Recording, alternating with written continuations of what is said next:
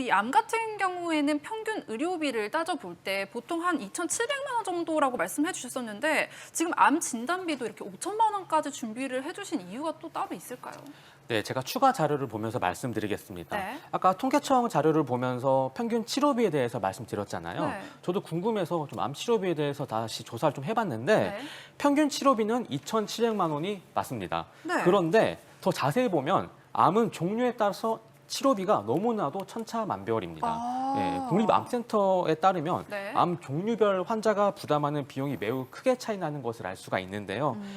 일단 갑상선암 같은 경우에는 부담액이 약 1,100만 원 정도인데 아직까지도 사망률이 굉장히 높은 간암은 부담액이 6,600만 원으로 약 6배 정도 차이가 나는 것을 알 수 있습니다. 어머. 이 비용에는 치료비 외에도 간병비나 기타 비용 등이 이제 암 치료하는 데 발생하는 모든 비용이 포함되어 있는 거기 때문에 네. 환자가 직접 부담하는 비용이 늘어나게 된다고 볼 수 있습니다. 야, 그렇군요. 역시 우리 기자님이 아주 좋은 내용 말씀해 주셨어요. 맞아요. 네, 지금 맞습니다. 암은 종류에 따라서도요 부담하는 비용이 너무나도 천차만별로 차이가 나기 때문에 네. 약간 더 보수적으로 봐서 이 적정한 보장 금액을 설정을 하셔야 되는데요. 5천만 원. 뿐만 아니라 우리가 이 보험금을 너무 치료비에만 국한하면 안 되는 게요. 네.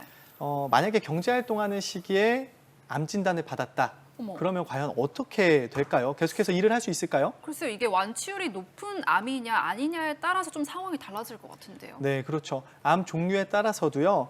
아예 일을 못할 정도로 건강이 나빠지시는 경우가 있지만 네. 반대로 또 너무 또 암을 초기에 발견하게 되면요. 일을 하는데 전혀 문제가 없죠. 그렇죠. 실제로 어떤 상황인지 궁금하실 것 같아서 조사를 해봤는데요. 네. 이 보건복지부에 따르면 암 환자의 실직률이 약 84%에 달한다고 합니다. 어머. 그래서 10명 중에 8명은 그 일자리를 잃게 되는 건데요. 야.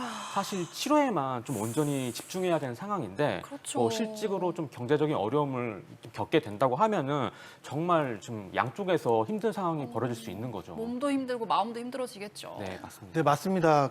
제가 최근에 만나뵀던 시청자분의 경우도 남편분이 초기에 이제 대장암에 걸리셔가지고 그래도 다행히 이제 조기에 치료를 잘 해서 특별히 뭐 별탈은 없었는데도 불구하고 네.